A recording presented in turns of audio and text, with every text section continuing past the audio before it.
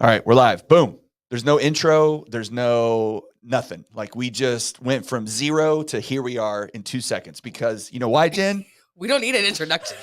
We don't need an introduction. Because we're really half-assing things today. That's why. Because I have my whole week and last 2 weeks have been nuts. We've been really busy, so that's really good, right? I mean, you're over there on your phone right now dealing with an issue, probably handling something, and I've been on the phone. We've been locking loans and closing loans, and it's been awesome. But it just makes for all the extra stuff that we try to do gets a little bit pushed to the backside. So that's kind of why we're half-assing it today. So no intros. I didn't get it already, but you don't need it because we're getting into nuts and bolts on this stuff anyway. Yeah.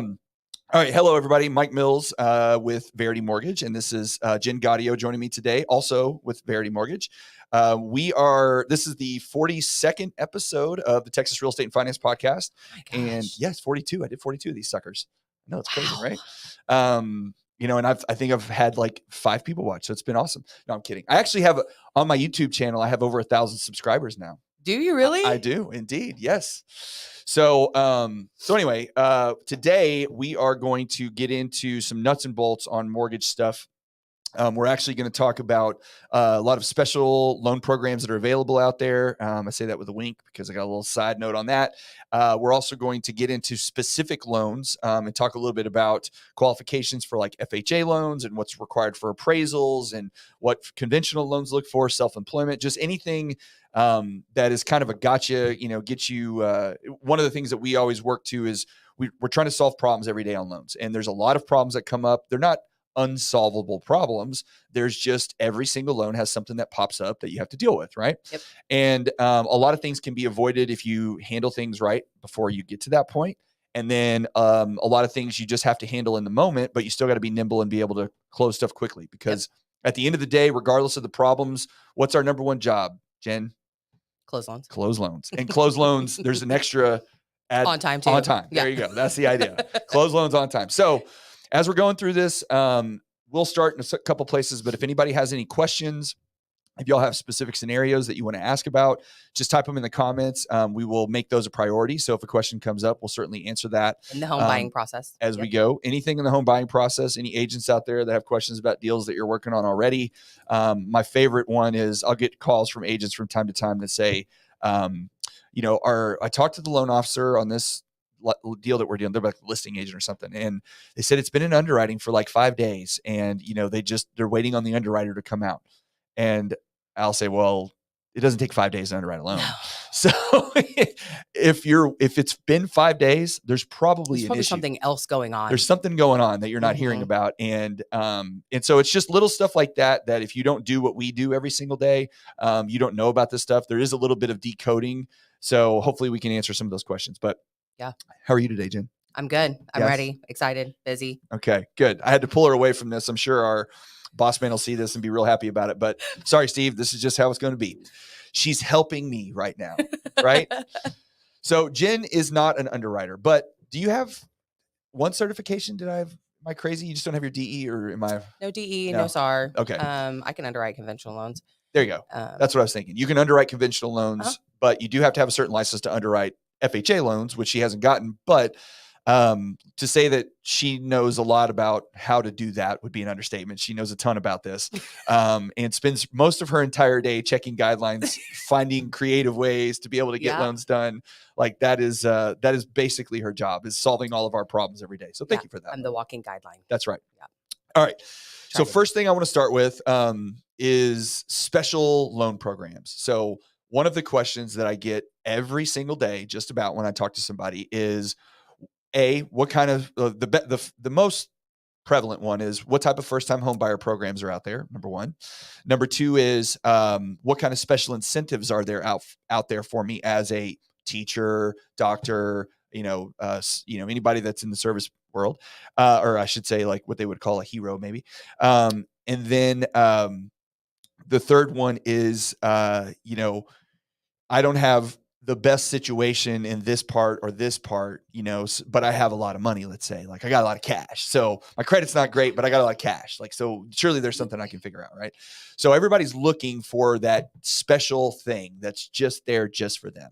And there's one in particular we'll talk about called CRA. I'll let you explain what that is. That's especially right now very, very prevalent. You see these everywhere. Every loan or every mortgage bank in the country is splattering all over social media about their 0 down, low interest rate, no mortgage insurance. Like, why isn't everybody in the country doing these loans? Why isn't everybody doing it? Why isn't everybody doing it? So let's start there. Let's start with the CRA. Tell everybody what that is. So in essence, in layman terms, what the CRA is it's basically the government saying you have these big banks and they're like, hey, you have an allotted amount of money right in these high minority saturated areas. And when you say big banks, it is depository banks. So banks that actually have checking accounts and savings accounts. We're a mortgage bank, by the way. So we don't have checking, savings. We don't do car loans. We just do mortgages. Okay. Yep. So, and there's actually, I would say the vast majority of mortgage loans in the country are done by banks like us. Yes. Would you agree? Is that accurate? Well, that do them well. Well, yeah. Certainly that. But I think the market share is, I think it's almost 70% or something like that of independent mortgage banks is what we're called IMBs. Okay. So these companies that offer these CRA, credit or Community Reinvestment Act loans are depository banks. They have to be. Yes. Okay. And the government basically comes in and says, we're trying to help.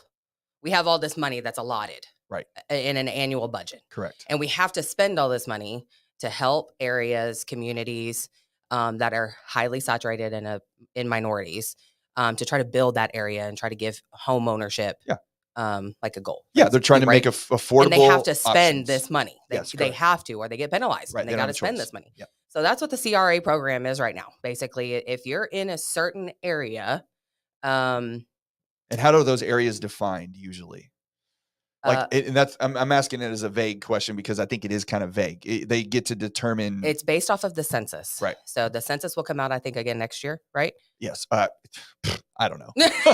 I think it's next year. If I had somebody with the internet real quick, I'd have to look it up. I think it's next year. Okay. But when the census comes out again, then they'll reassess all of these different census tracts again, right? Which is these little your city is in a census tract, right? And so what they do is they go into the census tract, see what the demographics are, yep. And if it's over, it's got to be highly saturated in a minority, in minorities, in order to even qualify for this type of. Is it just minority or is it low income too? Areas. From the majority that I've heard, it's pretty much. Mostly minority. Okay, so if you have a minority saturated area, that's the ones that get the most attention. That's the biggest thing. Gotcha. Okay. And so there is that type of program. Yeah. That, if you will, so what they're trying to do is they're trying to help these communities. And that's right. That's what they're trying to do. Yeah. Now, they're trying to get people to get home ownership there. There's always caveats to it. Yes. Okay. It's never like free lunch. No. Yes. For the CRA program, you got to be in a particular census tract, a particular city area, whatever it is. And within that census tract, which sometimes is kind of crazy because you might find a census tract where you're like, no, I know part of that city is definitely not highly saturated. Right. But the houses, the address actually has to qualify for it. Yes. Is a big part of it, right? So you can't just buy any house anywhere. You have to buy a house in that area. In that census tract. Every address follows inside a census tract per county, basically. Correct. So yes, that is a very popular program right now. We have it too. Yes. We just have it in obviously certain areas. Yes. The Houston area is huge right now. It's pretty much almost every census tract in the Harris County, Waller. Yep. Every area in Houston down there. Lots of areas in Louisiana, Mississippi, Florida. Yes. But yeah, not anything here locally. Well, there's not very many areas in the DFW area that would fall into that category. Correct. Because it's a good mix of people everywhere. And there isn't any one particular area that's overly concentrated with any minority group for the most part. I'm sure there's exceptions to that, but for the most part, you don't see that as much up here. But the thing is why these programs are so widely touted, let's say, is because it's very much become a marketing ploy to some extent, right? And what I see often is and it's all over social media. You'll see it on Facebook, you'll see it on Instagram, TikTok, whatever. There'll be a mortgage bank like us, very similar, that'll say, hey, we've got this 0 down payment, which it is, low rate compared to market average, which it is. No mortgage insurance. No mortgage insurance that you're throwing away every year. Which there isn't, right? These are all great things. Like, these are fantastic. But you got to understand that there is a catch. And the catch is that it has to be a house in a particular area. Yeah. But not just, so like for us, yes, that particular program, the majority of the caveats is really like, the filed returns that you're filing, Yes. the area that you're in. But like there is a similar program that has been advertised all over the place by a very big bank. Okay. Yeah. You were telling me about that. In America. Right. So it's a big bank located in America. Okay. So it's an American bank. Yeah. So you could say it's bank, some sort of a bank. Okay. Gotcha. Yeah. I got you. And they have the same program, except that program. And I've actually called to try to I wanted to find out more about it because I'm like, man, it can't be this simple because you see it all over the place. Yeah. So I called then you find out there's like months of home buyer courses you have to do. And then you have to fit into like this little tiny box. Yes. And if you don't fit into this little tiny box, Can't get it. You can't get it. Right. But then what happened? You already came under contract with a house. And you're there with this big bank that's here in America, who's not known for closing loans on time, right? But you're already so invested with them. You have a contract. You've put up earnest money. Yes, got because inspections. you tried to fit into this program with them. Yes, and it does work out for some people. I'm not saying that it doesn't work out. Absolutely, it does work out for some people, and it was probably the best thing for them. And it might have been trials and whatever. But I'm not saying that it's not going to work for everybody. No. But majority of the time, if you don't fit into this little box and your stuff hasn't expired by then, then you're already stuck there. And now you have the other Power 5 programs that you can do. Well, and then the issue that you have is that at that point, because, and this is where realtors get into really having an issue accepting certain types of loans or certain types of pre-approvals, even from certain banks, because why is that? Well, the reason is, the reason, but it's whenever you get into those situations, there is no accountability to anybody. Right. So if it's a big bank located somewhere in America, or if it's a bank that likes to chase cars around the corner and and if you like quick banks, those type of banks, this is fun. You play this game all day. But the thing about that is that once you're into that ecosystem and you've got your pre-approval and you're pot committed, essentially is my favorite term, then there's no way. I mean, you can get out, but you're running into issues. You may lose your contract because the selling agent's like, I'm not going to extend another 2 weeks. Or you're going to lose your money. You're going to lose your earnest money. You're going to lose your inspection money. You're going to lose the money you paid for an appraisal, all that kind of stuff. And it's not, I always, tell people it's not, agents get frustrated because they're like, well, they keep calling Chase or whatever. I'm like, look, or the bank that chases you.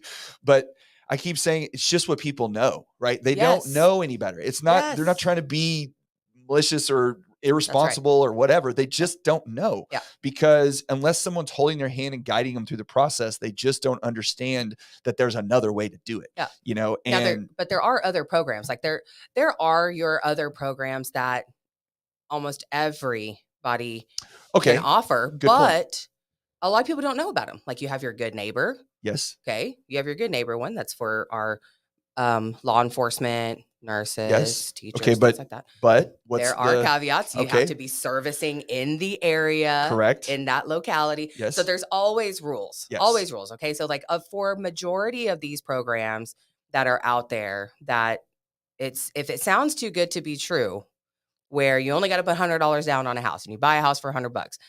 Yes, it is. That program does exist. Yes. But Uncle Sam's going to get his money one way or another. If you're going to ask, so let's talk about the Power 5 real fast. Okay. I call them the Power 5. My daughter plays softball, so we talk about Power 5, right? So pull that mic a little closer to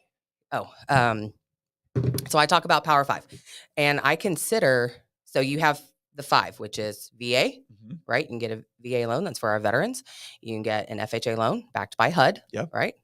USDA, our rural development.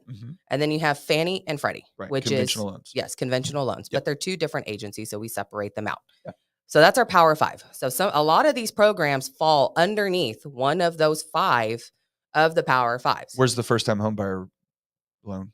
There isn't one. What? There's not really a first time. What? People ask me this all the time.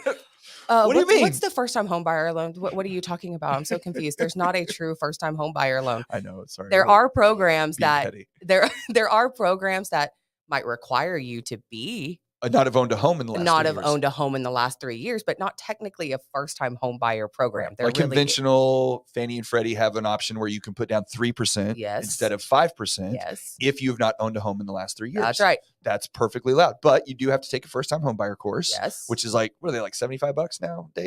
Yeah, some of them are I mean, even that's not cheaper that or big of a free. deal. Like Yeah. it's a small little thing that you have to do. And I think they're pretty quick. They take like 20 minutes or something. Yeah. They're not very hard. But that is technically a first-time home buyer loan, but it's a conventional loan that still has all the conventional rules. All the conventional rules. There's no incentives involved in it whatsoever. You just put down a little less money because they're trying to be like, okay, that's all it is. And then, so like, let's talk about your FHA. So your HUD. Remember, this is the government. So it's backed by HUD. Okay. But let me clarify something on that too, because this happens more with VA, which we'll get to in a second. But people will say, well, FHA says this or VA says that. Okay. No loan goes to FHA or to VA in the process of doing the loan. Okay. The loan is with the bank, with the underwriters and the staff that is doing the loan to FHA guidelines. Yes. Okay. The government, the VA and the FHA are not issuing loans. Okay. No. They do not issue loans. They're the governing body them or that creates the rules to guarantee that loan. So if it defaults, then the bank has coverage. Correct. Right. Sorry. There are instances in VA where you do have to submit to them, but we'll talk about that in a minute. So let's talk about HUD, FHA, government loan. Okay. Backed by the government. So I always tell people, if you are defaulted on some student loan that was government backed, don't go ask for a government backed mortgage loan. Right. Because Uncle Sam's going to get his money. Right. If you already owe the government money, they're not going to go give you another government backed loan. Correct. Okay. Yes. But there are programs, they're not programs per se. They're just different subsections, if you will, of the master FHA loan. Yes. So there's options within the FHA loan. Yes. But that's all it is. It's just add-ons. If you want to think of it like a menu, they're just a la carte sides that you can add to the main loan. That's all it is. The other special programs that get brought up, and it does fall into the category, this is one of these first-time home buyer loan that gets put into that category often, but it's down payment assistance. Okay. Oh yeah. Yes. And that is a program. So talk a little bit about down payment assistance. Again, you will get money. Yes. But it will come at a cost. Correct. So down payment assistance, it is great. Remember, as originators like yourself, you put the programs in front of somebody who's going to be the best option for them.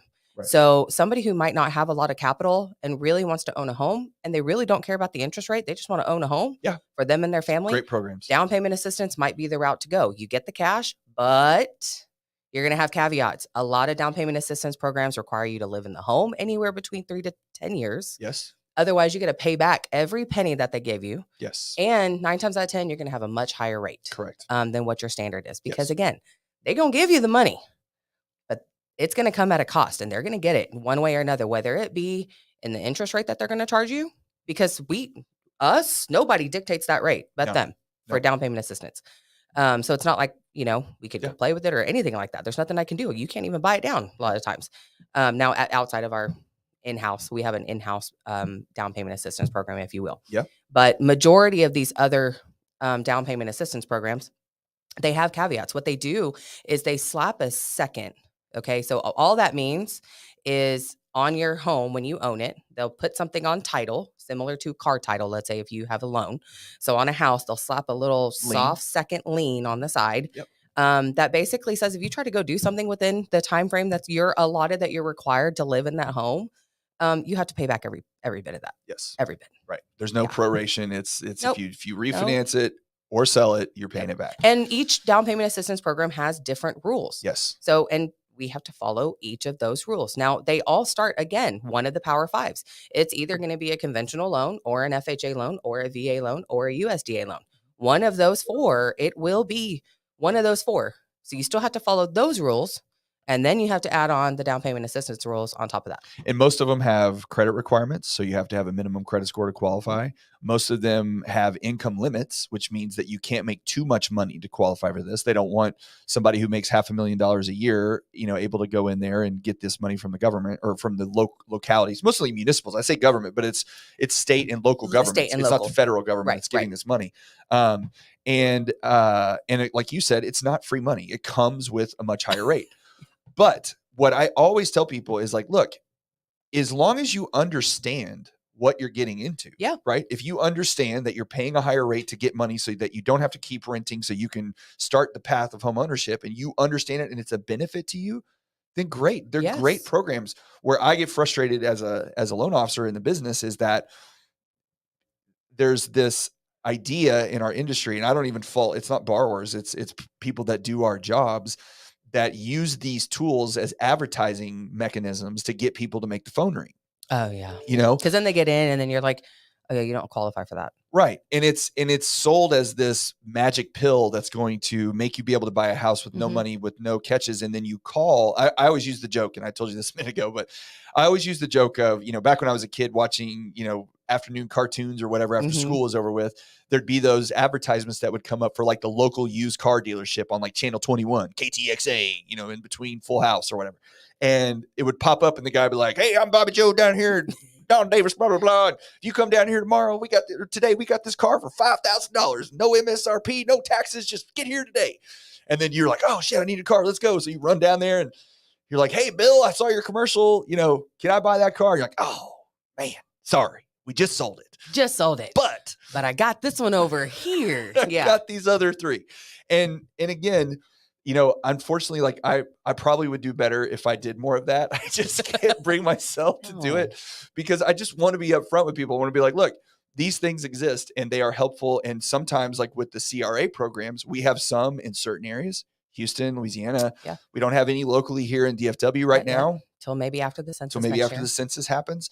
But those type of things, they all come with catches, and there's no such thing as free money. There's no such thing as this, perfect program with you. If you have poor credit and you have no assets, that you're going to be able to get into a loan. If you don't fit in the box, right? Yeah. The little box, then it's either going to be very expensive. Yeah. You're going to have a really high rate, require a lot of cash, or you're not going to be able to get the loan. Yeah. And that's usually how it goes.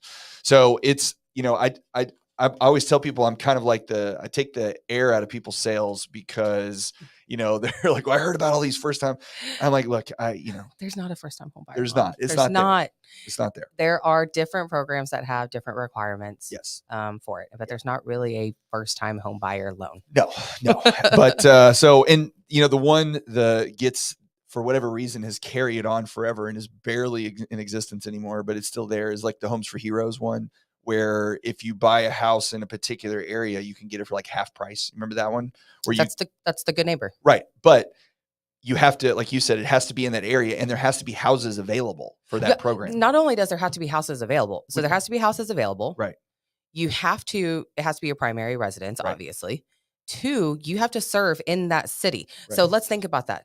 The homes that are going to be on the market in this area might not be an area you want to be in. Maybe not. Right.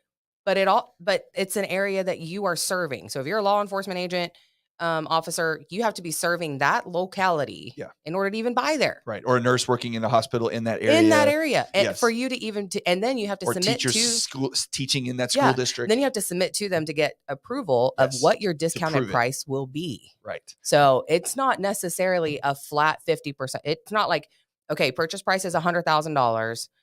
I'm gonna get 50% off of it. I'm just gonna buy it for $50,000. That's not how that works.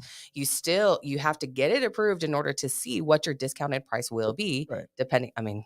Well, the other part of that is that is an incredibly effective loan program when there's a lot of inventory. Yes. Okay. But when there's no inventory, which we haven't had any inventory for 5 years, something like that. If you go look, there's not a whole lot of houses on the HUD. No, there's not. There's just not there. So it's. But if you get lucky, yes, there are some. Again, it happens for sure, but it's just not something that happens all the time. Because if it did, you would hear everybody getting 0 down loans, the good neighbor loan, like it would be all over the place. Yes, but it's not, and it's not because there's always these catches and stuff. And again, this all comes down to what we started with, in that these programs exist.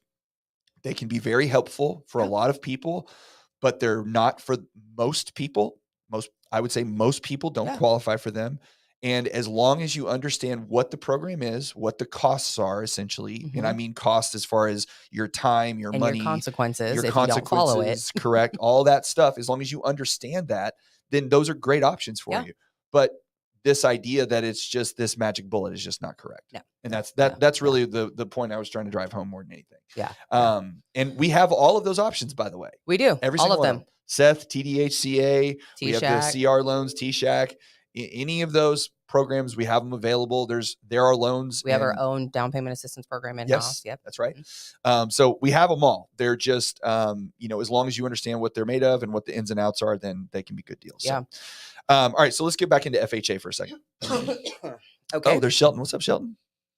Hey. Hey, buddy. Miss Shelton. So let's get into FHA. So FHA loans, these are the ones, if there is the closest thing to a first-time home buyer loan, this is probably it, right? Doesn't have any requirements for that, but it's low down payment. It's very... conventional can be low down payment too. That's true. Because that's like, and we'll talk about conventional in a minute, because I feel like the biggest myth. Okay, we'll get there in a minute. Yes. Sorry. So relatively low down payment. Okay. Very forgiving when it comes to credit and issues that you've had with bankruptcies and foreclosures, much more forgiving than conventional loans. Forgiving on debt to income ratio. Yes. The greatest thing that when I explain to buyers the difference between FHA and conventional is it really comes down to your credit score in most cases, because if your credit score is on the lower end of the scale, FHA is typically going to be a better loan for you for two reasons. Number one is your rate is going to be typically much better if you have a lower credit score with FHA versus conventional. But really it's the mortgage insurance. So with mortgage insurance for FHA is determined by the fact that you're doing an FHA loan. That's it. So if you're doing I don't know the exact number, but let's say if you're doing a $300,000 purchase price, your mortgage insurance on an FHA loan might be around $200, $220, $178, somewhere in that neighborhood. Forever, right? Yes, forever. Forever. As long as you have that loan. Yes. Okay. Yes. If you refinance, you can get rid of it, that kind of thing. But it doesn't go away on its own, especially if you put down the minimum. If you put down 10%, you only have to have it for 11 years, though. So there's that. Just 11 years. Only 11 years. It's fine. So, but if you do and there's an upfront. Yes, there's an additional charge. Government's gonna get their money. They're gonna get paid. He's got to get paid. Then, if you do a conventional loan, the mortgage insurance is much more expensive if you have a high debt ratio, if you have a low credit score, if you have what was the other? Going blank. There's three things: credit score, debt. Oh, your down payment adjusts the amount of it too. So if you put less down, you have more. You put more down, you have less. So your conventional mortgage insurance premium is based off of several factors related specifically to you. Yes. Whereas your FHA mortgage insurance premium is based on just the fact that you're doing an FHA loan and nothing else. Yep. So if you have poor credit or let's say lower end of the spectrum credit, if you have a high debt ratio, FHA is going to be much more affordable for you to do than conventional. Yes. And that's the biggest difference between those two.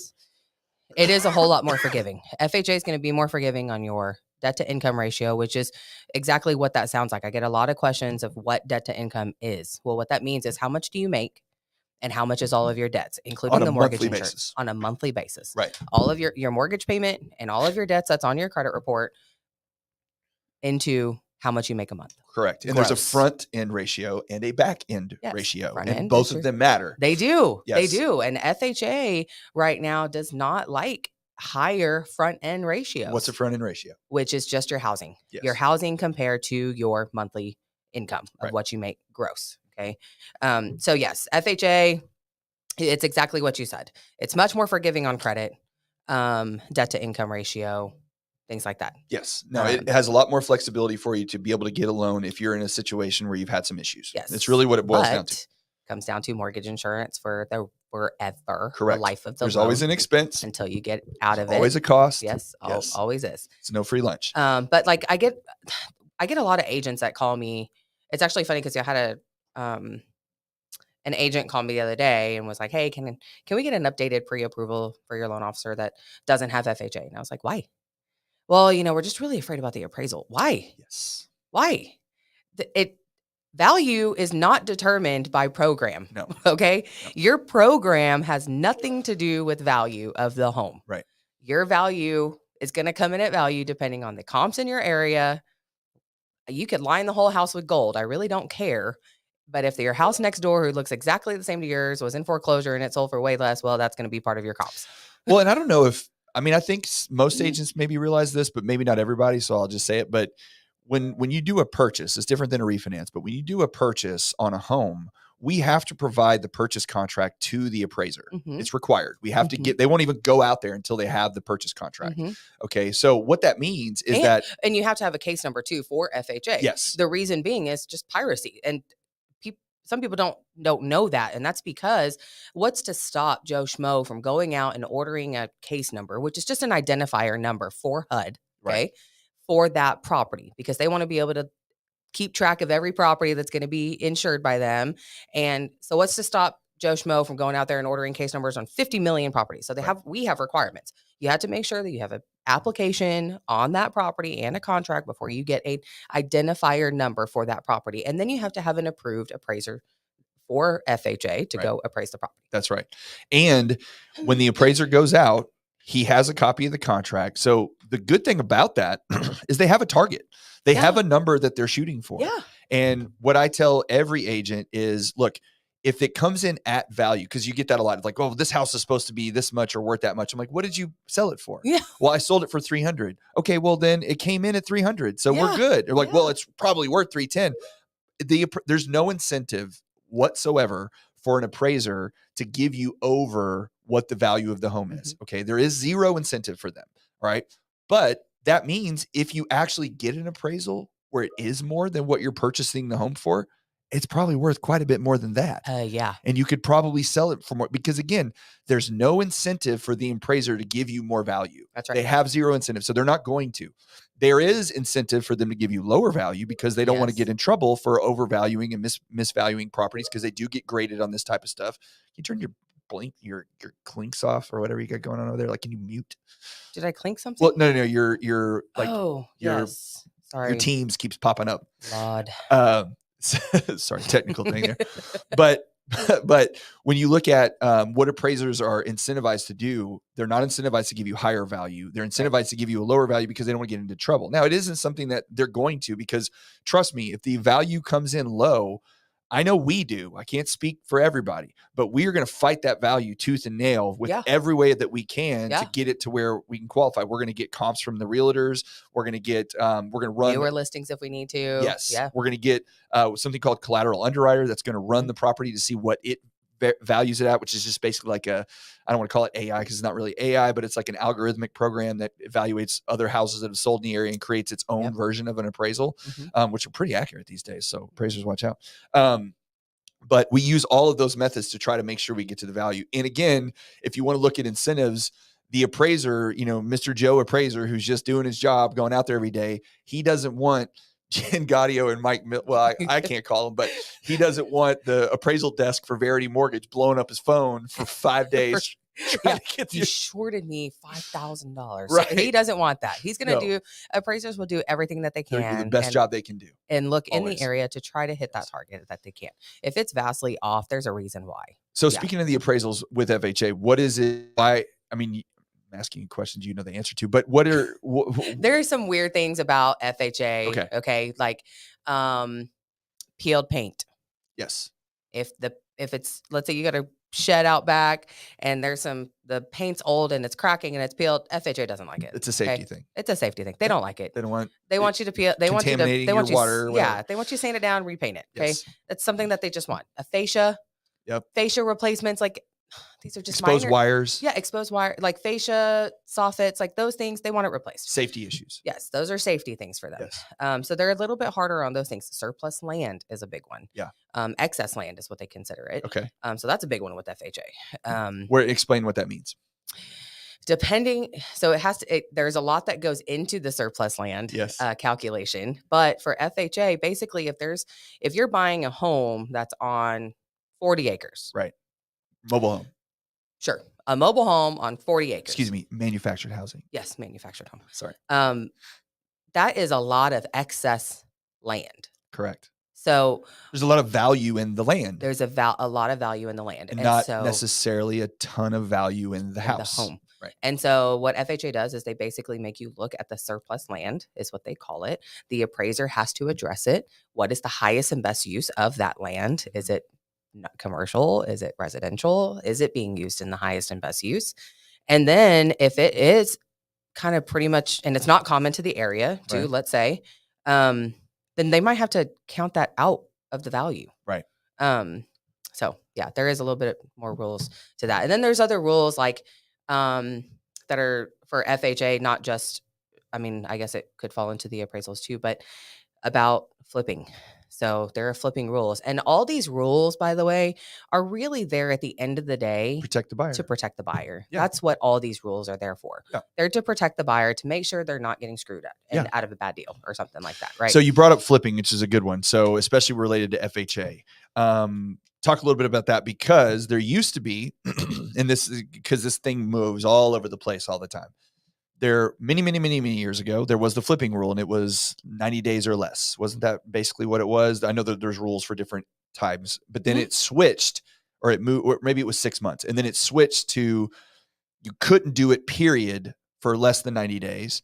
And then it became, well, now you can do it in less than 90 days, but there's these stipulations. And then it switched back to, you can't do it at all in less than 90 days. And if it's less than 6 months, you have to do A, B, and C. Yeah. And then it used to also be like data. It used to be off of date of recording. Right. For your time clock to start. So the newest and latest is sub 90 days is not good. Now, by the way, hang on real quick before you go down this hole. So this is something I wanted to mention earlier. So right now, Jen has her laptop out and Jen is typing this in and trying to figure out exactly, because she's terrified that she's going to give the wrong information. It changes all the time. No. This is a good thing. This is a good thing.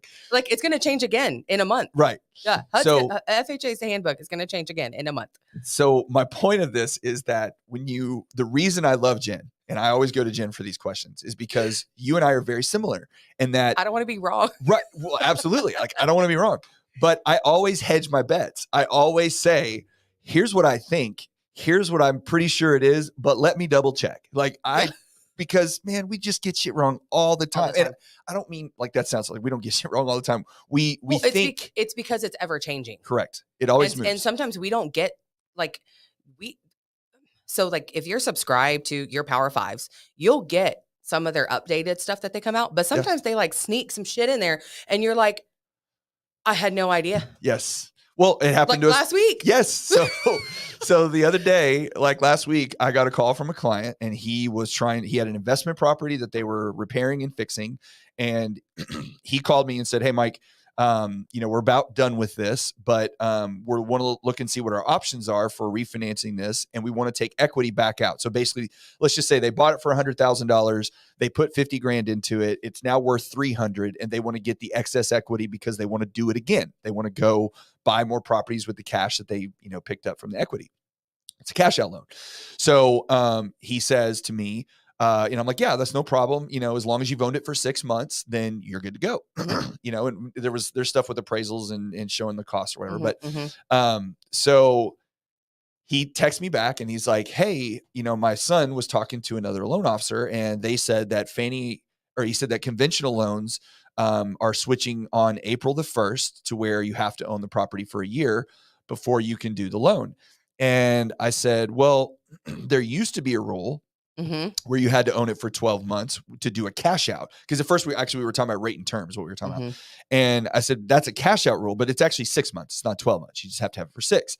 And he's like, oh, okay, cool. Yeah. And I was like, I even was like, sometimes people don't, the banks have their own rules. And I wasn't like talking trash about the guy that gave that information, but I was just like, not everybody can do everything all the time, but we're pretty good. Yeah.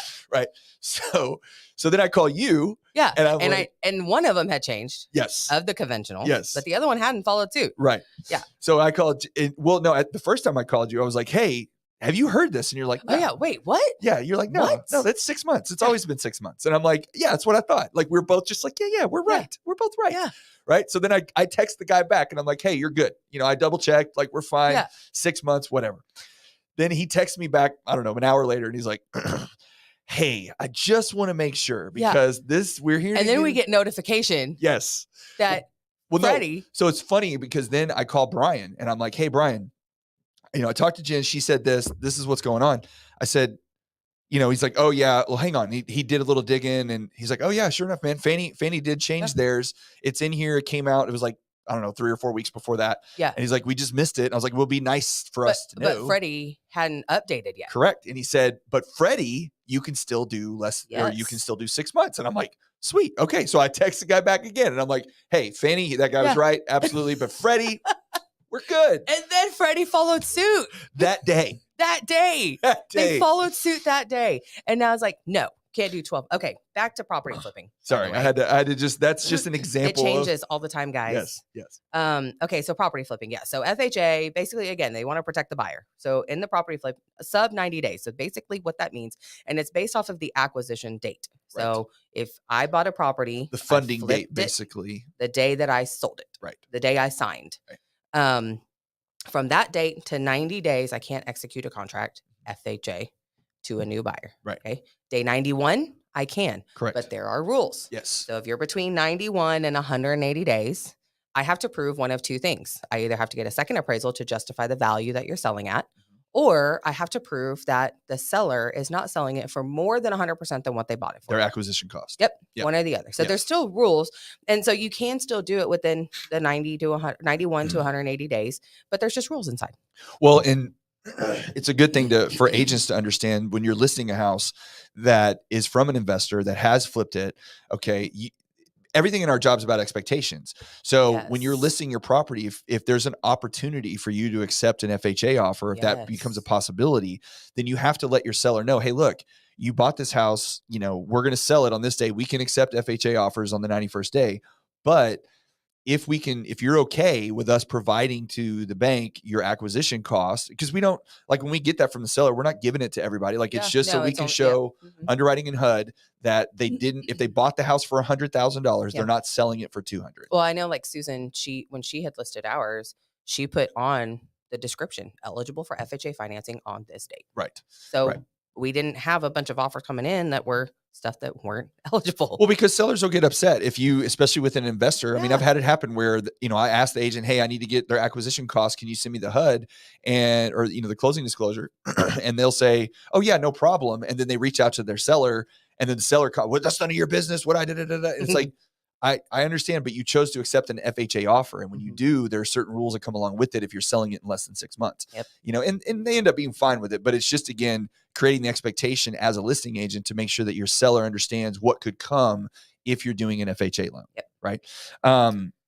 One other thing, and this will kind of be, this will be conventional and FHA, but I want you to talk about our favorite thing, which is the bane of everyone's existence in the mortgage world, and that's assets, because assets are so fun. And there's so many different, not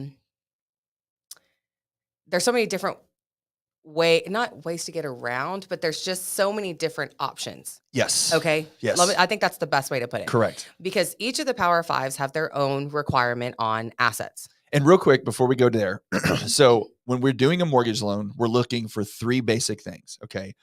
Credit, your income, okay, your debt to income, and your assets. Those are basic. I mean, you got the property, you got collateral. Yeah, you have some salt in the game. Right. So your credit is very much black and white. Either your credit qualifies or it doesn't. Now, if it barely qualifies, then there are extra hoops. You have to have stronger assets, stronger debt to income ratio. You've got to have, of those 3, you better have 2 pretty strong ones in order for one of them to be weak. Yeah. Right. Yeah. So credit is, but it's still either it's there or it's not. Right. Yep. Debt to income is probably where we spend 80% of our time. Yep. Right. Figuring out how much income somebody makes, how much house you can buy. Correct. That's the whole basis behind the debt to income. How much house can you really buy? And we have to verify your employment. We have to verify your tax returns, tax transcripts, calculate your income based on commissions and overtime and averages and all this stuff. Right. And look for all the debt. You got your credit report, but then do you have any court ordered debt? Do you have divorces? Do you have tax liens? Do you have any of these things? Do you have debts popping up on your bank statement? Did you not pay your student loans? Didn't tell me. Right. So all that goes into play with debt to income. That's where we spend most of our time as far as doing the detective work. Yes. Right. Yes. But the part that is either the easiest or the hardest is the assets, is the money. Because all you have to have in most cases, not in every case, because there are reserves and things of that nature, but for the most part, you just have to have enough to get the house, right? Just enough. If you need $20,000 for your down payment, your closing costs, You just need 21. Majority of the time. You don't need 21. You don't need 25. You need Yeah. 20. Okay. The tricky part comes into where is it coming from? Where's it coming from? And What's how going many out of it? places has it been Yeah, before where it is got? it going out? So if you are in the home buying process, it just makes it a lot easier if you just have one account that just has all your savings that's already in there. Yes. Now, each of the Power Fives have their own rules of what, because we have to analyze your bank statements, right? If you're going to give me bank statements, I have to look at it and ensure that there are no other possible debts, that there's no, that you're paying out for somebody else or co-signed on another loan, or because remember, I'm trying to make sure your debt to income ratio is in line and that I have calculated all of your debts based off what you make. So if your bank statement shows a payment to the IRS and I don't have your tax returns in here, well, now I'm gonna have to ask you about it. So we analyze everything that's on your bank statements to ensure there's no other debts that you're paying out. Right. And then I got to make sure, I also have to analyze your deposits that you have putting in. Well, a lot of people, and totally understandable, but a lot of people save a lot in cash. It's more common than not, which is totally fine. Yeah. You want to keep it in your safe, whatever. Right. But the problem comes to be when you go to buy a home. We got to prove it. Because now I don't know where you got all that money from. Right. And why, and can you, to the best of your understanding, can you give an explanation as to why we can't accept cash? What's the justification for Fannie Freddie HUD to say why they're not just okay with some? Because if I got the money, I got the money, bro. Right. Well, I don't know where it came from. Exactly. But why do we need to know where it came from? Was it a loan? Right. Was it a loan? Or was it a loan? I don't understand. Or did you get for Jimmy the loan shark down there that you're going to own a bunch of money to? Yeah. Did you get it? You know, they couched it initially when they really got on to it is about they didn't want, I want to say foreign money, maybe drug money, whatever you want to call it, laundered money. Probably. We don't know where it came from. We don't know where it came from. So, you know, if you're going to, if you know you're going to be buying a home in the year, just go put it in your savings account. Like, go put it in. If you got some cash, go put it in. Yeah. Because large deposits we have to analyze, and each of the Power Fives have their own rule. So it's kind of weird. Like, and it's I don't understand the rhyme or reason behind the different rulings of it. We just have to follow what that particular agency. I don't write the rules. I just have to follow them. Okay. Yes. So, like, for example, for your conventional loans, it's any single deposit over 50% of your qualifying income. So if I'm only using $5,000 a month to qualify, even though you make $10,000 a month with commission and all that, but I'm only using the $5,000 for income, well, then any deposit over $2,500, a single deposit, I have to source. Right. And I have to document where you got it from. But if it's under, then I don't care. Doesn't matter. It's kind of weird how each of the agencies have their own interpretation. For FHA, it's 1%, anything more than 1% of the sales price, I have to go source. For VA, there is no rule.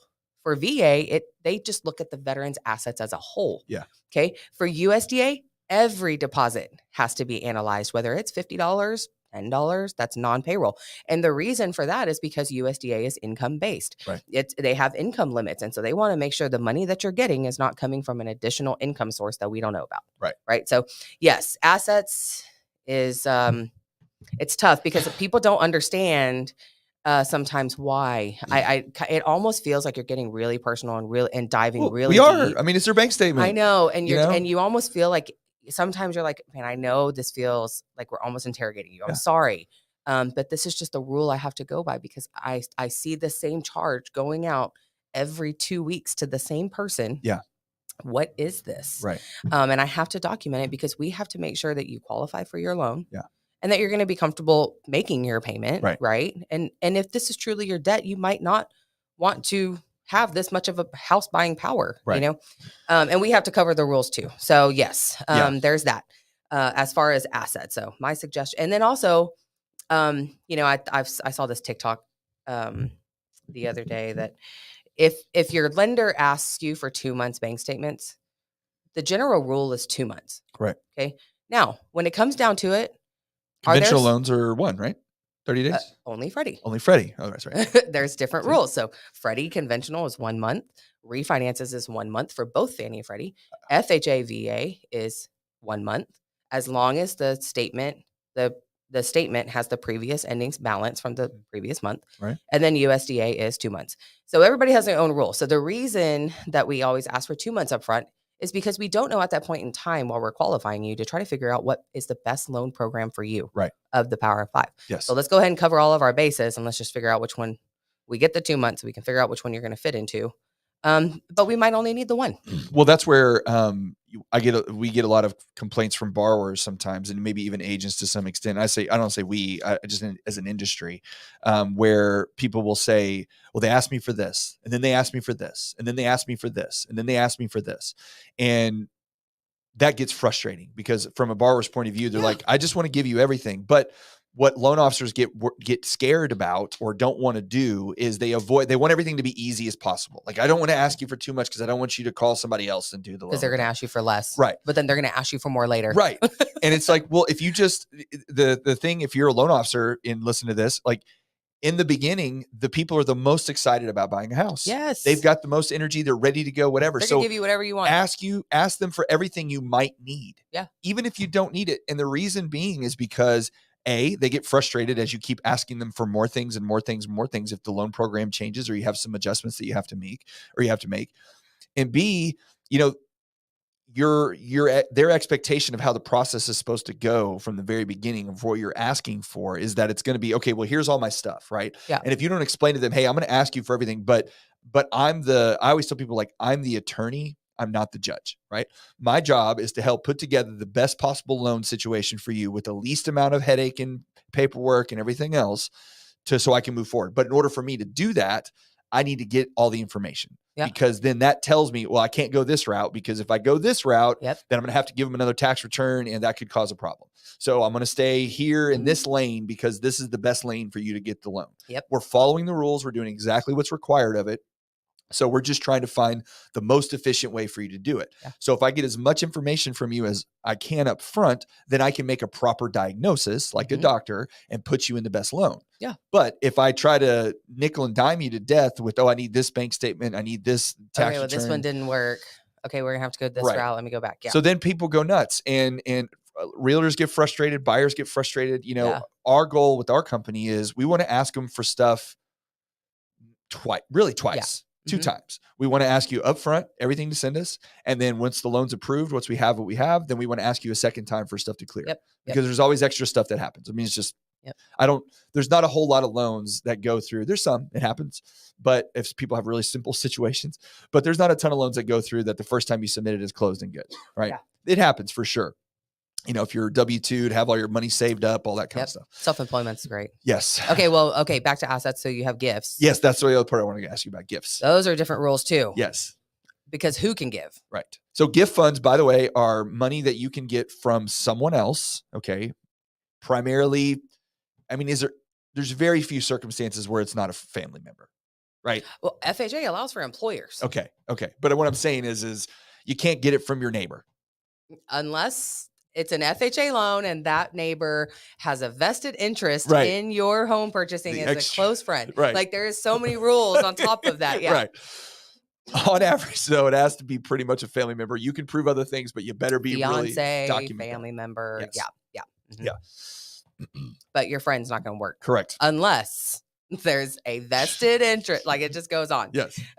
So yes, gifts are, and there's, again, with the Power Fives, there are different rules of documentation of gifts. Conventional, because it's not government backed, there are things that conventional loans are a little bit more forgiving on than your government loans. Right. So on your conventional loans, I don't really have to source. I don't have to go call your donor, whoever's giving you the money. Let's say it's dad. I don't have to call dad and say, Dad, give me a copy of your bank statement. No. I don't have to do that. Dad can just cut a check straight to the title company if he wanted to, and a copy of the gift letter stating that this is a gift, and be done. But on the gift letter, just so you know, there are questions. What's your name? What's your address? What's your phone number? And what's the account number? Okay. I've run into issues before where mom and dad, even on the gift letter, have much less given a bank statement, which you got to, FHA, you can explain that one. But mom and dad have an issue even just giving the account number because they think the internet's going to steal their information, which I understand. But these days, if they want it, they can get it. Yeah. But that's the thing too. The gift letter does have a little bit of information on it, but if you just have a gift letter signed by the donor and you have a copy of the transaction, whether it be a wire or whatever it is that matches certified funds, right? Certified funds that matches the account number and the name, then you're golden. Yeah. You don't need anything else. Right. Government loans, however, are different. Very different. I have to have a bank statement. Actually, back up. On the conventional loans, what about if I want to give money to my daughter, but I want to put it directly into her bank account instead of? So on conventional loans, it's still okay. Okay. I don't have to have, again, none of the scenarios for conventional loans for gifts. Okay. And that is not allowed for investment properties, by Right. the way. But none of the situations for gifts on conventional loans do we require, or agency requires, a bank statement from the donor. Okay. If they decided they wanted to put it directly into daughter's bank account, then I have to have a copy of the withdrawal slip and a copy of the deposit slip along with the gift letter. Okay. That's all it is. Right. So it's much simpler with conventional. on conventional. Yes. Yeah. When you get into government, it's a little bit different. Okay. So you have to provide bank statements Yes. from the donor. And we get a lot of pushback on that. None of your damn business. And it sucks because we don't make the rules. Like, it sucks. I don't make the rules. I'm sorry. It clearly says right here, I have to provide a bank statement for the person who's giving you the money. And what really sucks is that on government loans, if they had a large deposit that's in there, that's totally fine. Like if mommy and daddy went and got a 401k loan to help their daughter buy a house, there's not a problem with that. We don't care where the donor got the money, except when it's cash. Yes. So if the donor had a large deposit that was cash that I can't like take it out, back it out, then I'm going to have a problem. But if they got a $10,000 loan that they're the one that's, the obligators on, I don't care. No. Mom and dad can go get a loan. They're not the one that, to give their kids money. That's fine. Yeah. But yes, we do have to have a bank statement on government loans. If I had a nickel for every time I had. Except for USDA, because remember, USDA is a conventional loan that just happens to be backed by the government. I didn't know that, actually. Okay. See, look at this. Just USDA. Dropping nuggets of knowledge over USDA, here. you actually don't have to have a donor bank statement. So USDA is a conventional loan? It's basically a conventional loan. Oh, because the rules are similar by conventional is what you're saying. Well, actually, no, some of the rules are actually more in line with FHA, but it's technically a conventional loan just backed by the government. Huh, but they follow a lot of FHA guidelines. Okay. Okay. All right. I was going to say, if I had a nickel for every single time I had an angry grandpa or dad call me and like literally cuss me out over the phone because how is it any of my damn business? And they used to, in the guidelines back before the 4155, we used to be able to just get verification letters from the bank. Like Mike Mills has been a member of ours for 25 years and has had more than enough money to give his daughter. Blah, blah, blah, blah, blah. Can't even use those anymore. They changed those. They updated it to make sure it says. Yes. Gotta get it. Yeah. It's, we're running out of time a little bit, and I know we didn't get to everything. No. This is great. This means we got to do it again. I think this, once every couple of months we'll do a little, mortgage update. You could spend like a whole thing on self-employment. Yes. It takes forever. Maybe we'll do one just on self-employment. I think that'd be good. But, the thing about all this is to kind of put a little bow on some of this stuff is that if you look at what's happening right now in the economy, okay, we are going through all kinds of stuff right now, and it's different today. Like the whole recession or banking crisis really is what's going on right now.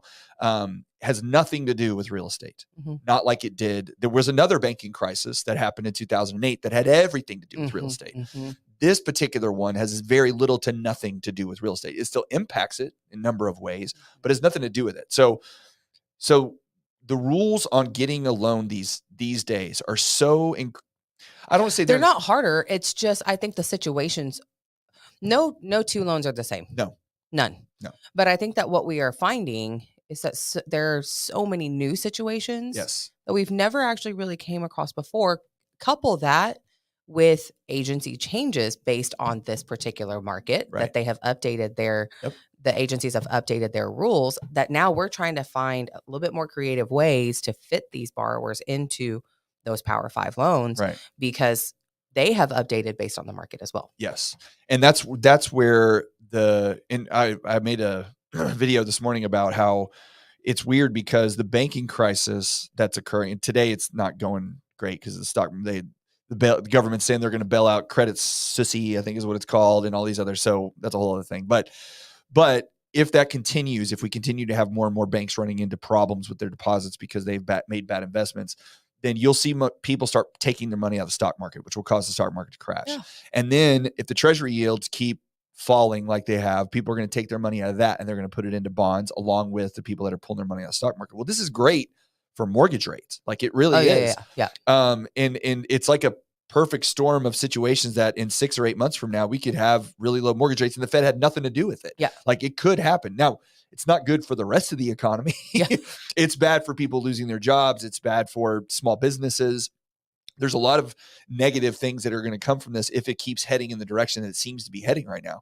Mm-hmm. But the safest place for investors looking right now is to put their money is into mortgage-backed securities that are that have been there for a while, because these rules and restrictions and guidelines have been so, they've been tweaked a lot. They've been tweaked a lot that I mean, our foreclosure rate's next to zero. Yeah, they have been tweaked a lot. Like if you qualify for a mortgage now, you qualify for a mortgage. Now it's still forgiving. Yes. There are still programs that are still very forgiving. Sure. And I'm telling you what, sometimes I look at a loan and I'm like, wow, I can't believe we're actually doing this. Yes. But the borrowers on the other end are absolutely incredibly grateful, and that's what makes it all worth it. Yes. But you kind of look at it from a overall, and you're like, oh wow, that's credit's not looking great. Yeah. Money is slim to none. Yep.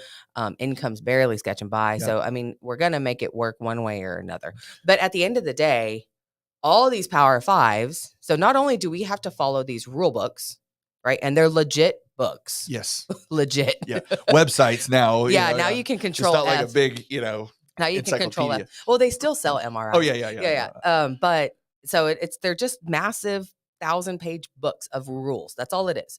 So not only do we have to follow these rules, we then have to enter all of this into a magical automated underwriting software that every agency requires. Everybody out there runs it, and it has its own little quirks. Fun little quirks. Yes. And so to me, we're like, okay, well, we fit every rule. We fit every rule here. But then I run it to this magical underwriting system, and there's something about it doesn't like. And so at the end of the day, you still have to have that approval as well. Well, and that's where I try as much as I can when I deal with agents. And I think we do a great job as a company doing this, to where you have to have a very knowledgeable loan officer that knows what they're doing. Because this whole concept of where we started, which was, the loan's been in underwriting, I'm waiting for the underwriter to tell me what we can do. It's complete bullshit, because the truth is that if you know the rules and you know what you can do, we run the automated underwriting system before the loan ever even touches the underwriter. Yeah. And education is key. Yes. This is the most expensive thing somebody's going to buy Correct. ever in their life. Yes. So I think that the unknown is what makes buyers apprehensive. Right. So if you're dealing with a ginormous bank in America, that's awesome. That's totally great. You don't have to call Mike Mills. That's fine. What are you talking about? Call Mike Mills. But are they spending the time to educate you through the most expensive purchase that you're going to make in your entire life? Right. Do you feel uneasy about what's going on? Yes. Do you know what's going on? Do you know why you have to do this? Do you know why we're asking you? Or, so again, it kind of feels like interrogation, but I feel like buyers are so much more easy to not only provide stuff, but they feel a whole lot better about the loan process because we educate them. You know what I mean? Yeah. Well, I mean, you just want to feel comfortable. This is a big thing. It's a big purchase. It's huge. You got to be Listen, comfortable. I just turned 36 yesterday, but happy birthday, by the way. Thanks. But I feel like the average home buyers now, I feel like the millennial age of home buyers, they're waiting to buy, I feel like. And so now if you're in your early 30s, I feel like that's when they're actually buying now. Yes. No, they are. I read something the other day. The average home buyer now is around 34 or 35 years old. See? And so at this point, well, hell, they're in their mid 30s about to buy their first home. Yeah. And it's a huge purchase, which means they've been stacking paper for a minute, trying to prepare, and they want to know every process. Well, you're not going to get that you're not going to have a loan officer. A big bank in America. No, you're not. You need somebody like Mike Mills. You need somebody if you're in Louisiana, you need somebody like our loan officers here, because we're going to sit down and we're going to educate you on what it is. Yeah. That's the biggest thing. These rules are different because the Power Fives govern us. We have to follow the rules. Where you fit within those programs, there might be somebody that says, okay, we're going to put you into an FHA loan, blah, blah, blah, blah. It's going to be a great rate because you're so rate conscious. but that might not be the best program for you, my It dear. might be the lowest payment, because if you have really good credit and Yeah. you have a low mortgage insurance premium because your credit's Yes. great and your debt to income's low, then why the hell would you do an FHA loan? Exactly. Yeah. Like that might not be the best program for you. Sit Right. down, get educated, talk to somebody who's going to educate you through the process. Yeah. And then that's the thing. It's just one of those things that when you do this loan, because it is such a huge transaction, it's such a big responsibility, that you got to feel comfortable in the process. You got to know that the person that's, presenting your attorney, right, that's presenting your loan to the judge, knows what they're doing. Because if they don't, then you could be in a situation where you don't get your home approved. And most things, I mean, there's always exceptions. And Jen and I, if you ever talk to us, we will always put caveats on. I don't know. I think, but I don't know. I'm pretty sure that this is the answer, but Let me just go call the agency myself. let me check. But you have to know that the person that's handling that knows what they're doing. And knows, because there's very, very few circumstances, it happens, but very few circumstances where the loan that gets denied wasn't probably denied before it even touched the underwriter's desk. Right. It's funny, your analogy that you use about attorneys. I've always used, because I'm on the operation side, right? I've always used, think of it like, my analogy has always been like a staffing company. Okay. The buyer is somebody who needs a job. They come to the staffing company, which is us. Yeah. Or you. Okay. The staffing company and your processor. Typically, there's a loan officer assistant and a processor. Okay. So you'll have these people at the staffing company who are putting together the best resume that they could possibly can. And after they put the resume together, then they go present it to the job where they're trying to get you hired full time, which is the underwriter. Right. So they're trying to put the best resume together possible. So the more we get up front, the more answers we get up front. And I mean, I feel like we're going off on a whole nother tangent, but as far as qualifying for a loan, I feel like sometimes buyers get hesitant on saying certain things or telling certain things. Oh, right. Well, that's why it's attorney-client privilege, baby. Tell me everything. Yes. Because like, if you tell me what's going on, if you tell us what's going on, there's always going to be a solution. Yeah. But if I find out after the fact, it's going to be way harder. Yes. Let's head it on up front. Be honest with us up front and tell us everything that's going on so that we can figure out how to fix it, so that just like you say all the time, so that I can head any problems that are going to happen up front before later on when you're very invested into this. Yes. And in love with your home. Well, it's a common thing. Buyers get nervous about filling out an application. I wish that wasn't the word. Yeah. I wish it wasn't an application. I wish I could come up with a better word, because it makes it sound like it's like you're applying for a job. Yeah, like I'm putting it in, and oh my gosh, if I did it wrong. If I did this wrong, then I'm going to get denied like in 5 seconds. It's like, I try to like, look, no, it's not what it is. Yeah. We're just gathering your information through this form that you need to put it in to fill it out, call it a Google Doc or whatever, right? Just need to fill it out so I can get the information. Then once I have the information, then I can make my diagnosis. And then I can say, okay, here's what we need to do. Here's where we need to go. Here's the documents I need.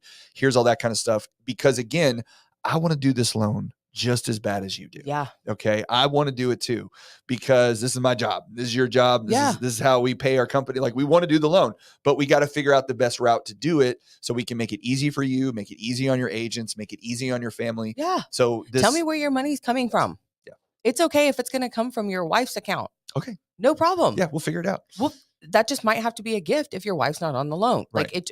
We just need to know so that we can tell you what documents we're going to need up front. If the money's going to come from some massive grant that I have been seeing a whole lot lately, from VA for some reason. People are getting like grants. Like to veterans?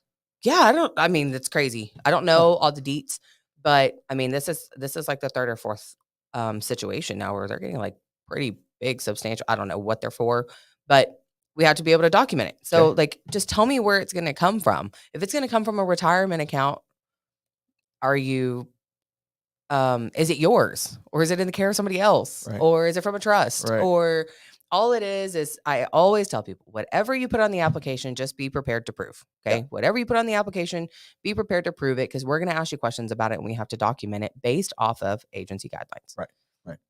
All right. Well, we just started quick and we're going to end quick because it's an hour and 10 minutes in, and you've got a lot of work to do and I've got a lot of work to do. So I really appreciate you taking time out. I'm sure you'll get stuff from Steve later because he'll be Yeah. Real thrilled that you spent an hour talking about loans with me, but this is marketing and advertising and you're helping out one of your branches. So I really appreciate it. It's great. I think it's good knowledge for people to have. That's right. So thank you everybody that stuck around and watched for a little bit. If y'all do have questions after you watch this later, put them in the comments and we'll probably do this again because I love talking to Jen. She's one of my favorite people. It goes by so fast. It goes by so fast. And you're like one of the smartest people ever. Thank you for saying that. But we all know that that's not true. So, all right, guys, y'all have a good weekend. Stay dry. We'll see you next time. Bye.